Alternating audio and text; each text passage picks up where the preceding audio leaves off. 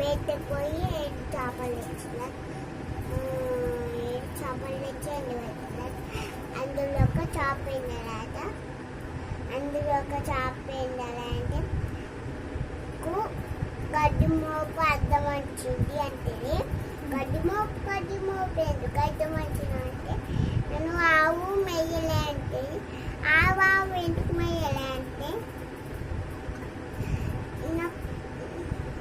గొడవారు మేపలే అంటే గొడవ ఎందుకు మేపలే అంటే నాకు అవ్వ బువ్వలు పెట్టలే అంటే అవ్వ ఎందుకు బువ్వలు పెట్టలే అంటే పిల్లవాడు వేసిందంటే పిల్లవ ఎందుకు అంటే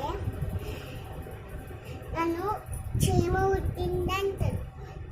చీమ ఎందుకు తినో అంటే బంగారు పొట్టు